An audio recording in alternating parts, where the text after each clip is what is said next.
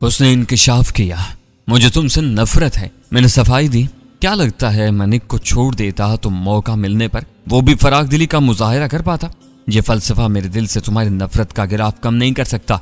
मुझे तुम्हारी नफरत से मसला है न मोहब्बत से गर्ज।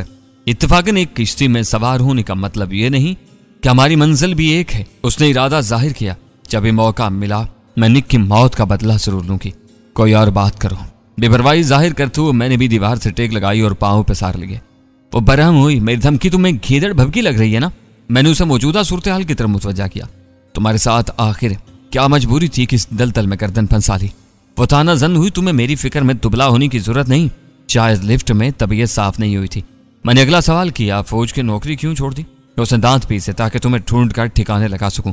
महंसा ढूंढा तो तुम्हें मैंने है, बल्कि अपना उस्ताद भी बना लिया। उसने मुंह बनाया, तरबियत की शुरुआत से जानती थी कि तुम स्नाइपर हो। मैंने ताना के साथ झूठी, बकवास बंद करो। ठीक है मादाम, अब झगड़ा छोड़ो और इस सूरत हाल से निकलने का हल सोचो। तो मैं छोड़ूंगी तो नहीं। उसकी सुई बदले पर अटकी थी। मैं शरारत से बोला, कौन कमबख्त चाहेगा कि तुम जैसी लड़की उससे छोड़ दे? मौका मिलने की देर है, फिर अपना हशर देखना। समझता था तुम्हें सिर्फ गालियां पकने में महारत है, आज पता चला धमकियां देने में भी सानी नहीं रखती। उसे दांत पीसे, ये तो वक्त बताएगा। मैं बेजारी से बोला, अच्छा जितनी धमकियां याद हैं एक साथ उगल दो ताकि इसके बाद काम की बात कर सके। उसने आंखें बंद करके खामोशी साध ली थी। मैं भी सोच में खो गया। करण चावला का कहना कि मैं शुरू दिन से उनकी नजरों में था मुझे बहुत कुछ सोचने पर मजबूर कर रहा था। अगर ऐसा था तो विशाल गुप्ता की शख्सियत भी मशकूक ठहरती थी। अलबत्ता यह समझ से बाहर था कि मुझे पहले गिरफ्तार क्यों ना किया गया और अब ऐसा करना क्यों जरूरी था। यह तो बिल्कुल वाज़ेह था कि बिक्रम सिंह के कत्ल के मंसूबे में मेरी शमूलियत विशाल गुप्ता की कोशिशों का नतीजा थी। एक ख्याल ये भी जहन में उभरा कि कहीं जानबूझकर तो मुझे नहीं फांसा गया। एक पाकिस्तानी जासूस जब इंडियन आर्मी चीफ को कत्ल करने की कोशिश करते हुए पकड़ा जाए तो आलमी बरादरी ने तो तवज्जो देना ही थी। लेकिन साथ ही ख्याल आया कि ना तो इनके पास ऐसा कोई सबूत था कि मुझ पर यह जुर्म साबित करते और ना बिक्रम सिंह को कत्ल करने की कोई खास वजह थी जिसके सहारे वो पाकिस्तान पर इल्जाम आयद करते। हमारा श्रीपति आर्केड से मां स्नाइपर राइफल के पकड़े जाना कोई ऐसा सबूत नहीं था जो दुनिया को काबिल कबूल होता। वो फकत मेरा पाकिस्तानी होना या ज्यादा से ज्यादा जासूस होना साबित कर सकते थे और दोनों ममालिक में आए रोज ऐसे जासूसों की पकड़ धकड़ होती रहती है। इत्तेफाक से मुझे बिक्रम सिंह के कत्ल की असल वजह भी मालूम थी कि धीरेन्द्र शुक्ला उसे रास्ते से हटाना चाहता था। कदमों की चाप ने मुझे ख्यालों से निकाला। वो 3 मुसल्ला अफराद थे।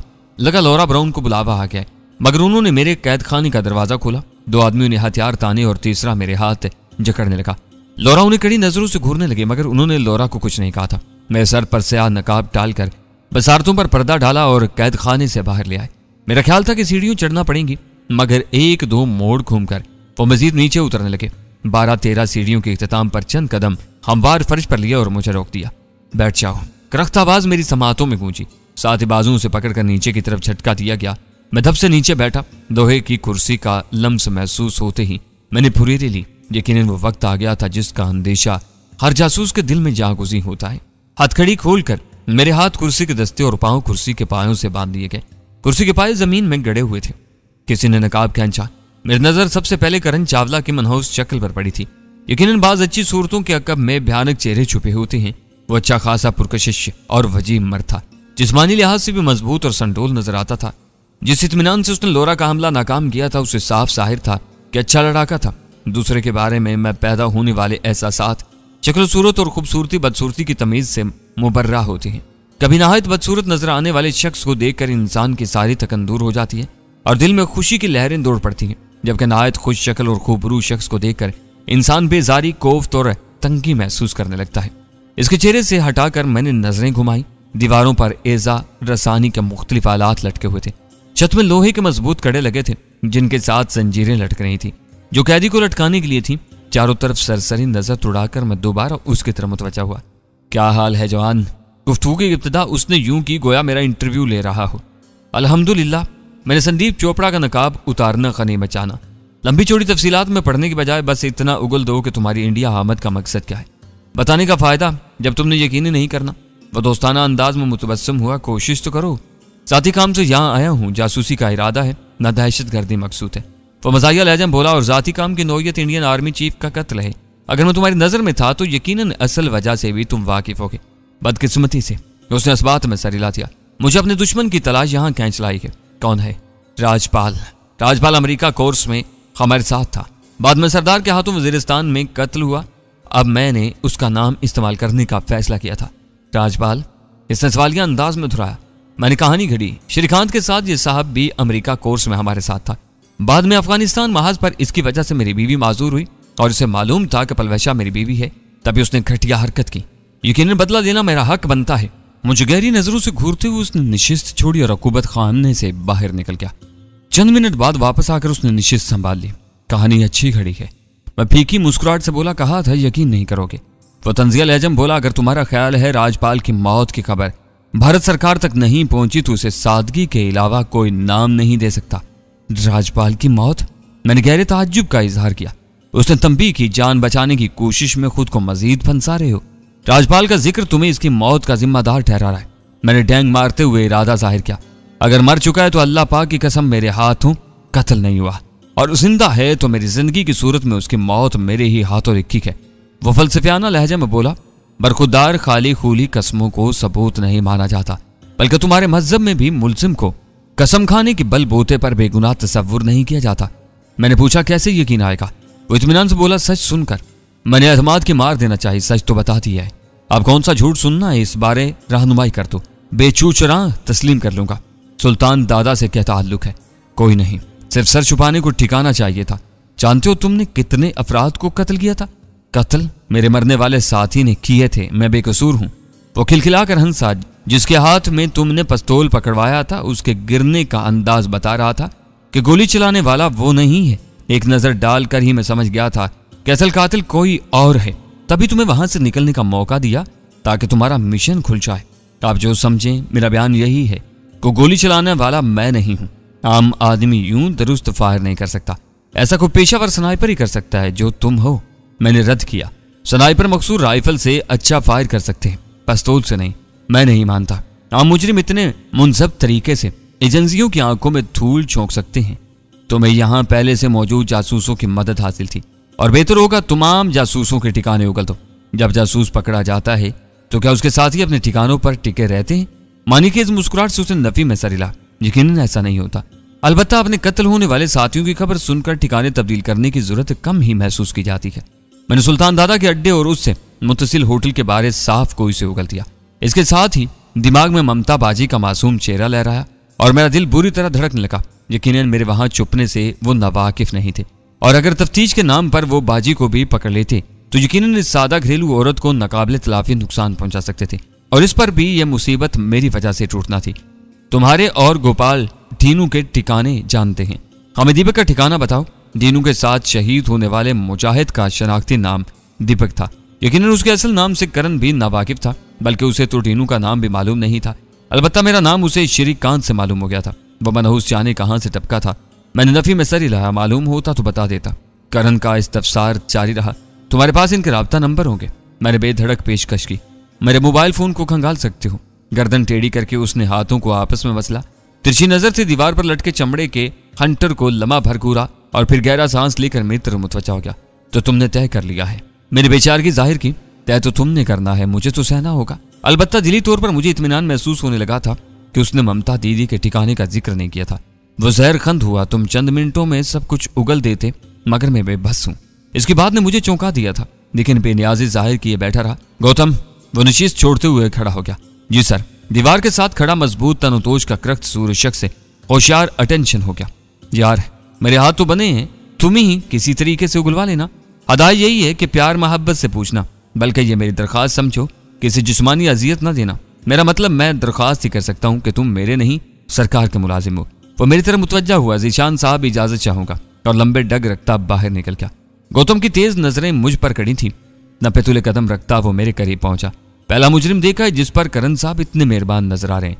मैं खामोश रहा कि इनके रवैये का सर पैर मेरी समझ से बाहर था। खैर, ये इनका जाती मसला है, इनकी मजबूरी मेरे कदमों की जंजीर नहीं बन सकती, इसलिए हम खेल जारी रखते हैं। तुम्हारा नाम? मैं शराफत से बोला, ज़ीशान हैदर। ओहदा, रैंक सिपाही। इंडिया आमद का मकसद? उसके सवाल जारी रहे। अपने दुश्मन का खात्मा। वह बरहम हुआ। दोबारा पूछ रहा हूं, इंडिया आमद का मकसद? जितनी बार पूछोगे यही जवाब मिलेगा कि इसके अलावा बताने को कुछ नहीं है। उसका हाथ घूमा। चटाक की आवाज से अकूबत खाना गूंज उठा था। अब बताओ, इंडिया क्यों आए हो? बता चुका हूं। हकीकत तेरा बाप भी उगले का पुत्र है। उसने मुझे मुसलसल थप्पड़ों पर रख लिया था। मैंने सख्ती से दांत भींच लिए थे, वरना खदशा था कि मेरे जबड़े उतर जाते। होंठों की अंदरूनी खाल फट गई थी और मुंह में नमकीन जायका फैल गया था। थप्पड़ों की बारिश रुकते ही मैंने खून एक तरफ थूक दिया। होंठ अंदर से फट गए थे। सरबंद, जंजीर नीचे करो, उसने अपने साथी को आवाज दी। जी उस्ताद जी, कहकर वो एक चरखी घुमाने लगा जिसके साथ जंजीर लिपटी थी। जंजीर नीचे आते ही उसने कुर्सी के हाथों से मेरी कलाइयां आजाद करके जंजीर के हल्कों में जकड़ दी। छत में लगे कड़े कुर्सी से हट कर लगे थे। मेरे पांव भी आजाद करके उन्हें इन कड़ों के नीचे खड़ा किया और सरबंद चरखी घुमाने लगा। जल्दी मेरे हाथ ऊपर उठ गए थे। गौतम ने मेरी कमीज फाड़कर मेरे बालाई जिस्म को बरहना कर दिया था। रवि, तुम्हारी बारी, उसने काले टक्चरे को आवाज दी। लज्जत भरे अंदाज में होठों पर जुबान फेरते हुए उसने दीवार पर टंगा चमड़े का हंटर उतारा और जोरदार अंदाज में लहराया। शराब शराब की भयानक आवाज ने मुझे आने वाले पुरअज़ियत लम्हात की आगाही थी, लेकिन वो आजाब मुकद्दर में था। मुझे जरा भी यकीन होता कि असल बात उगल कर मैं अपना चमड़ा उतरने से बचा सकूंगा तो बता देता, मगर ये खाम ख्याली थी, बल्कि उल्टा मुझे जान के लाले पड़ सकते थे। रवि के हंटर पकड़ने का अंदाज वाजे कर रहा था कि वो इस मैदान का खिलाड़ी था। गौतम, इंतजार किस बात का है? सुनते ही उसने चंद कदम दूर से हाथ लहराकर मेरी तरफ छटका। अजियत की शदीद लहर उठी। कोशिश के बावजूद मैं अपनी कराह नहीं रोक सका था। हंटर की रसाई पीठ के साथ पेट के कुछ हिस्से तक भी पहुंची थी। अकब का तो मालूम नहीं, अलबत्ता पीठ पर गहरे सुर्ख रंग की लकीरें सब्त हो गई थी। लगता था किसी ने खंजर की नोक से लकीर खींचकर अंदर सुर्ख मिर्चें भर दी हूं। रवि का हाथ तसलसल से चलने लगा। जालिम के अंदाज से महसूस हो रहा था मुझसे पुरानी दुश्मनी है। मैंने सख्ती से होंठ भींचे हुए थे, लेकिन रह रहकर सिसकी और कराहें होंठों से फिसल रही थी। चंद मिनटों में मेरे पेट पर भी छांटे के निशान जो सुर्ख लकीरों की सूरत जाहिर होते हैं फैल गए थे, जिनसे हल्का हल्का खून रिसने लगा था। पेट का तो जाने क्या हाल था, और फिर दर्द से बेहाल होकर मेरी आंखें बंद हो गईं। लेकिन मदहोशी का यह वक्सा बहुत मुख्तसर था। एकदम लगा पीठ पर तेजाब फेंका गया। दर्द भरी कराह से मेरी आंख खुल गई। वो मेरी पीठ पर नमक फेंक रहे थे। जख्मों में पहले मिर्चें भरी थीं, अब नमक ने तकलीफ को ज्यादा कर दिया था। कुछ याद आया? गौतम ने सामने आकर पुरस्कून अंदाज में पूछा। होंठ बीचे हुए मैं नाक से गहरे सांस ले रहा था। जवान याद रहे, सब कुछ उगलना पड़ेगा। इससे पहले तुम्हें मरने की इजाजत भी नहीं होगी, तो बेहतर है अजियतें झीलने के बगैर ही सब कुछ बक दो। मैं कराते हुए बोला, तुम सिर्फ अजियत रसानी का शौक पूरा कर रहे हो। वो इत्मीनान से बोला, तुम्हें छुटला नहीं सकता, अलबत्ता सच बता दो तो थोड़े ही पर इक्तिफा कर लेंगे। जरूरी तो नहीं हमेशा नशा पूरा हो। मैंने बेबसी जाहिर की। सच झूठ की पहचान कैसे होगी? इतना तजर्बा तो रखते हैं बालिक। सच तो बता चुका हूं जो तुम मान ही नहीं रहे। वो अपने साथियों को मुखातिब हुआ, भाइयों अब तक रस्सी ही नहीं जली तो बल क्या देखूं। सरबंद जहर खंद हुआ, रस्सी जले न जले बल जरूर निकलेंगे। गौतम ने दावत दी, तो तुम्हारी बारी। वो अलमारी की तरफ बड़ा। वापसी पर हाथ में लोहे का गोला था जिसके साथ 2-3 जंजीरें जुड़ी थी। जंजीर के सिरे पर हल्का बना था। बंदिश ढीली करो, तो उसने रवि को आवाज दी और इंतजार किए बगैर मेरे बालों से पकड़कर बेदर्दी से नीचे झटका दिया। जब तक जंजीर ढीली ना हुई वो बालों को झटके देता रहा। रवि ने बस इतनी ही जंजीर खोली थी कि मैं बमुश्किल रुकू के बल झुक सका था। मेरे हाथ अब तक उठे हुए थे। सरबंद ने फुलादी हल्के मेरे गले में डालकर कुफल कर दिया। अब मैं सीधा खड़ा नहीं हो सकता था कि गर्दन में वजनी गोला बंधा था, और नीचे भी नहीं बैठ सकता था कि हाथ सख्ती से छत के कड़ों में जकड़े थे। सरबंद दोबारा अलमारी की तरफ बढ़ा और एक मजबूत प्लास्टिक का लंबूतरा थैला लिया जिसके पैंदे में चौकोर धात जुड़ी थी। मेरे सर पर थैले का खुला सिरा चढ़ाया और तस्मे खींचकर हवा की आमदो रफ्त रोक दी। सोचा थैले में मौजूद हवा जल्द ही खत्म हो जाएगी, और फिर मेरा सांस घुटने लगा का। यह अजियत भी कम दर्जा नहीं थी, मगर जालिम कुछ और सोचे हुए था। तो उसने धाती पैंदे में बिजली की तार जोड़ी और प्लग लगा दिया। पैंदे में प्लास्टिक के साथ जुड़ी जंजीर खोलकर उसने 3 गोलियां अंदर फेंकी और जंजीर चढ़ा दी। 2-3 लम्हों बाद ही गोलियों से हल्का हल्का धुआं उठने लगा। तब इंकिशाफ हुआ कि वो आंसू गैस पैदा करने वाली गोलियां थी। मुख्तलिफ आर्मी कोर्सों के दौरान हमें कीमियाई माहौल का इदराक कराने को गैस चैम्बर से भी वास्ता पड़ता था, जहां यही गोलियां जलाकर कीमियाई गैस की तबाहकारी के बारे समझाया जाता था। मगर वहां ये 1-2 मिनट का खेल हुआ करता था। पहले तो मैंने सांस रोककर 2-3 लम्हे अजियत को टाला, मगर कब तक सांस रोक पाता। गोलियां तेजी से धुआं उगल रही थी। मोमी थैले में गुंजाइश भी कम थी, इसलिए धुआं गहरा होता जा रहा था। जो ही मैं सांस लेने पर मजबूर हुआ, मेरे तनफ्फुस की नाली में मिर्चें भर गई थी। आंखें बंद करने के बावजूद आंसू तसलसल से बहने लगे, जबकि नाक से पानी बह निकला। मैं बुरी तरह खांस रहा था। झटके देकर थैले से सर निकालने की कोशिश की, मगर वजनी गोला मुझे गर्दन उठाने की इजाजत नहीं दे रहा था। मैं ज्यादा देर इस अजियत को बर्दाश्त नहीं कर सका और बेदम होकर जंजीर से झूल गया। नाक में घुसने वाला जहरीला धुआं मदहोश भी नहीं होने दे रहा था। अगर चंद में मजीद यह हालत रहती तो यकीनन मर जाता, मगर वो ये सहूलत देने पर भी तैयार नहीं थे। मेरे तड़पने की शिद्दत में कमी आते ही उन्होंने गर्दन की बंदेज ढीली करके थैले को ऊपर से पकड़ लिया ताकि धुआं कमरे की फिजा को आलूदा न कर सके। ताजा हवा मिलते ही मैं गहरे गहरे सांस लेने लगा। नाक से रिंट और मुंह से राल बह रही थी। तनफ्फुस की नाली और फेफड़ों में जैसे मिर्चें भरी हुई थीं।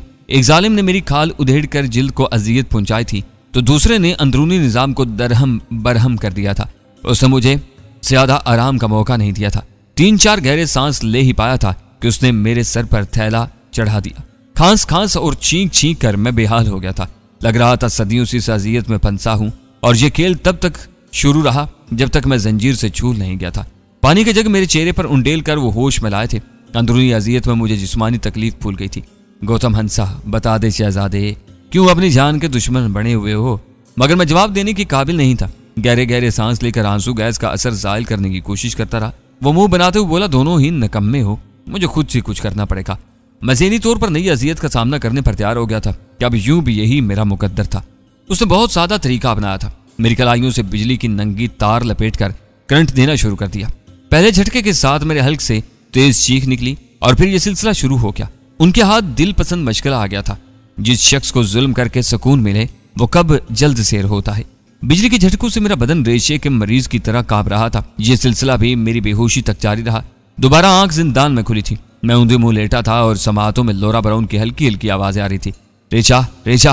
मैंने सीधा होना चाहा और होंठों से बेसाख्ता खारिज हुई। आराम से, आराम से। उसकी आवाज में फिक्रमंदी और हमदर्दी खुली थी। मेरा बलाई बदन बरहना था और अब तक जख्मों पर नमक लगा था। हद दर्जे की कमजोरी और नकाहत महसूस हो रही थी। कड़ी पर निगाह उड़ाई। रात के 3 बज रहे थे। आजमाइशी रात की चंद घड़ियां अब तक बाकी थी। नहा लो। लोरा ब्राउन ने मेरे जख्मों पर लगे नमक की वजह से मशवरा देने में तसाहुल नहीं बरता। अच्छी खासी गर्मी थी। बल्ब की पीली रोशनी माहौल को मजीद पुरस्कार बना रही थी। मुझे उसका मशवरा मुनासिब लगा था। मैं दीवार के सहारे खड़ा हुआ और आहिस्ता रवि से बैतुल खला की तरफ बढ़ गया। 3 मुरब्बा फुट के बैतुल खला के कोने में कमोड रखा था। साथ ही जस्ती लोटा रखा था। पतलूनों ज़ेरे जामा उतार कर मैंने दीवार पर रखा और पानी का लोटा भरकर जिस्म पर बहाया। अजियत की ताज़ा लहर जिस्म में दौड़ गई थी। मैं दर्द को खातिर में लाए बकर लोटे भर भर कर जिस्म पर बहाता रहा। नहाने से तबीयत काफी संभल गई थी। मैं पतलून पहनकर बाहर निकला। मुझे नहीं लगता ये इंसान है। मेरे बैठते ही लोरा ने जुबान खोली। नफरत की दावेदार मेरी हालत देखते ही हमदर्दी करने लगी थी। मैं फीकी मुस्कुराहट से बोला, अच्छा हुआ तुम्हें तो सुकून पहुंचा। उसने सफाई दी, इतनी जालिम नहीं हूं। मैं तो बारी भुगत चुका हूं। लगता है अगली बारी तुम्हारी है। लावारिस नहीं हूं कि तशद्दुद का निशाना बनाएंगे। बज़ाहिर उसने बेपरवाही जाहिर की थी मगर उसका लहजा एतमाद से खाली था। मैंने हकीकत उगली। बेवकूफ, इनके पास हमारे खिलाफ सबूत मौजूद हैं। वो जल्दी से बोली, मुझे कुछ भी छुपाने की जरूरत नहीं है। मेरे होठों पर शरारती मुस्कुराहट उभरी। मुझे बरहमी से घूरते हुए उसने जल्दी से तसी की, मेरा मतलब इन्हें सब कुछ बता दूंगी। तुम्हारा क्या ख्याल है? मैंने सब कुछ नहीं बताया। वो घुटनों में सर देकर बैठ गई। उसे डराने का इरादा नहीं था मगर हकीकत यही थी कि उसे मुझसे ज्यादा खतरा दरपेश था। हव्वा की बेटी जब दरिंदों में गिर जाए तो उसकी बेबसी से ये जालिम कैसे खेल सकते हैं, वो अनजान नहीं थी। शायद उसे अपनी कंपनी WAS से थोड़ी बहुत उम्मीद थी। पर्दा वो सरकारी दौरे पर नहीं आई थी कि बरतानिया हुकूमत इस मामले में दखील होती। गो बड़े ममालिक अपने शहरी को आज़ाद कराने की खातिर काफ़ी हद तक चले जाते हैं, लेकिन ऐसा तब होता है जब खबर मीडिया में उठ जाए। इस बेचारी के कैद होने की खबर जब तक साहिबान इक़्तिदार तक पहुंचती बहुत देर हो चुकी होती और तब बहुत सारे हादसों की तलाफी मुमकिन न रहती। चंद लम्हों की खामोशी के बाद उसकी लजाजत भरी आवाज उभरी, सच बताओ, क्या तुम्हें मिस्टर गुप्ता से कोई ऐसी सुनगुन मिली जिससे जाहिर हो कि शुक्ला मुझे फांसना चाहता है? मैं नफी में सर हिलाया, मगर तुम्हें एहतियात से काम लेना चाहिए था। मुझे तरबियत देना काफी था, इतना आगे बढ़ने की जरूरत नहीं थी। वो अफसुर्दगी से बोली, रेचा, तुम हकायक से लाइल्म हो इसलिए हिकमत बिगाड़ रहे हो। मैंने इश्तियाक जाहिर किया तो गुत्थी सुलझा दो। मैंने इस्तीफा नहीं दिया था। मेरा कोर्ट मार्शल हुआ था। दूसरी नौकरी की तलाश में सरगर्दा हुई और इस दौरान डेविड से मुलाकात हुई जिसे स्नाइपर्स राइफलों में जिद्दत लाने का शौक था। हम दोनों ने वाज WAS कंपनी की बुनियाद डाली। मैंने अपनी सारी जमा पूंजी, यहां तक कि अपना अपार्टमेंट भी बेचकर कंपनी में लगा दिया।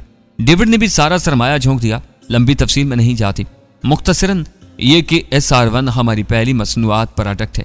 किसी बेहतर सौदे की तलाश मुझे यहाँ खींच लाई। पहले मिस्टर शुक्ला ने रजामंदी जाहिर की थी मगर बाद में उज़र पेश किया कि बिक्रम सिंह आड़े आ रहा है क्योंकि इंडियन आर्मी के पास पहले से रूस की बनी ड्रैगनोव और इंडिया की अपनी ऐजाद करदा विध्वंसक राइफल मौजूद है और इतनी कीमती स्नाइपर राइफल की गुंजाइश नहीं निकल रही थी। मसला बताकर मिस्टर शुक्ला ने हल भी खुद पेश किया कि अगर मैं बिक्रम सिंह को कत्ल कर सकूं तो वो सौदे की मंजूरी दे देगा। मैं इस हद तक जाने पर तैयार नहीं थी। तब उसने ऐसा निशानेबाज तैयार करने की शर्त रखी जो ये काम कर सकता हो। आगे की कहानी तुम्हें मालूम है। मैं मोतरिस हुआ। SR-1 अच्छी राइफल है, तुम्हें इतना खतरा मोल लेने की जरूरत ही क्या थी? देर से सही मगर आखिर उसने मशहूर हो ही जाना था। मुख्तलिफ ममालिक के कमांडोज यकीनन इस हल्की और कारआमद राइफल को खरीदने में दिलचस्पी लेते। वो फीकी मुस्कुराहट से बोली, कहा ना तुम कुछ नहीं जानते। यकीनन वो कुछ और भी छुपा रही थी, मैंने खरीदना मुनासिब नहीं समझा। इस बारे डेविड जानता है। लोरा ने इस बात में सर हिला दिया था। मैंने तसल्ली देते हुए कहा, यकीनन शुक्ला उसे सूरत हाल से आगाह कर चुका होगा और उम्मीद है जल्दी तुम्हारे बारे मुस्बत पेशरफ्त होगी। उसके चेहरे पर उम्मीद की रमक उभरी, मगर कोई तबसरा किए बगैर वो करवट बदल कर लेट गई। मैंने भी यहाँ आंखें मूंद ली। लोरा से गपशप करते हुए मेरा ध्यान अपने जख्मों से हट गया था, लेकिन खामोश होते ही जख्मों में टीसें उठने लगी। आंखें बंद करने पर भी नींद ना आई, बस कभी कभार हल्की सी गनूदगी छा जाती और जो ही करवट तब्दील करता आंख खुल जाती। मेरी गनूदगी कदमों की चाप से टूटी। 2 अफराद नाश्ता लेकर आए थे। लोरा को भी अच्छी तरह से नींद नहीं आई थी। वो दीवार से टेक लगाकर बैठी थी। नाश्ते के ट्रे उन्होंने दरवाजे के नीचे से अंदर धकेले और खामोशी से वापस मुड़ गए। कल रात से कुछ नहीं खाया था। तशद्दुद या अजियत इंसान की भूख को खत्म नहीं कर सकती। सख्त भूख महसूस हो रही थी। मैंने पहले बैतुल खला में जाकर हाथ मुंह धोया और फिर नाश्ता करने लगा। नाश्ते में 2 टोस्ट, 1 उबला हुआ अंडा और चाय की प्याली थी। इतनी सख्त भूख के सामने इस नाकाफी ग़िज़ा की कोई हैसियत नहीं थी। मैं सब कुछ चट कर गया था। लोरा ब्राउन ने सिर्फ 1 टोस्ट को हल्का सा काट कर छोड़ दिया था। शायद परेशानी ने उसकी भूख खत्म कर दी थी। खाओगे? मेरी प्लेट में झाड़ू फिरा देखकर वो मुस्तफसर हुई। मैंने उस बात में सर हिला दिया। उसने ट्रे मेरी तरफ धकेल दी थी। दरवाजे के नीचे से हाथ गुजार कर मैंने प्लेट पकड़ी और उसका नाश्ता भी चट कर गया। पर मुश्किल नाश्ते से फारिग हुआ था कि चंद अफराद के कदमों की चाप उभरी। लम्हा भर बाद वो हमारे सामने थे। मुझ पर सरसरी नजर डालकर उन्होंने लोरा ब्राउन का दरवाजा खोला। वो बिदक कर खड़ी हो गई थी। मैं तुम्हारे साथ नहीं जाऊंगी। 3 हथियारों के दहाने उसकी तरफ सीधे हुए। चौथा जिसके हाथ में हथकड़ी थी अंग्रेजी में बोला, मादाम जाना तो पड़ेगा, चलकर नहीं जाओगी तो उठा कर ले जाएंगे। मैं नहीं जाऊंगी। वो खौफजदा थी। अगर ये हरकत करे तो टांग में गोली मार देना। अपने साथियों को कहकर उसके कदम लोरा की तरफ बढ़े। वो दीवार के साथ से मट गई थी। उसने जबरदस्ती लोरा को हथकड़ी पहना थी। जो ही दरवाजे की तरफ धकेला वो मचलते हुए पीछे हटने लगी। सरगना ने 2 आदमियों को इशारा किया। हथियार कंधे पर लटकाकर उन्होंने लोरा को दोनों बाजुओं से थाम लिया था। तुम जबरदस्ती नहीं कर सकते, तुम पछताओगे। मैं बरतानिया की आजाद शहरी हूँ। बगैर किसी सबूत के तुम मुझे ज़दकोप नहीं कर सकते। लोरा बरहमी से बोलते हुए खुद को छुड़ाने की कोशिश कर रही थी, मगर दोनों डिक्शरों के सामने उसकी एक नहीं चली। रेजा, मुझे बचाओ रेजा। अचानक वो मुझे मदद को पुकारने लगी। उसे ये भूल गया था कि राजा बेचारा खुद को नहीं बचा सका, इसे क्या छुड़ाएगा। लेकिन उसके बार बार पुकारने पर मैं सलाखें पकड़ कर खड़ा हुआ। सर, आपको एक लड़की का एहतराम मद्देनजर रखना चाहिए। मैं इनके सरगना को मुखातिब हुआ था। अपनी फिक्र करो बालिक। मुझे झिड़कता हुआ वो आगे बढ़ गया।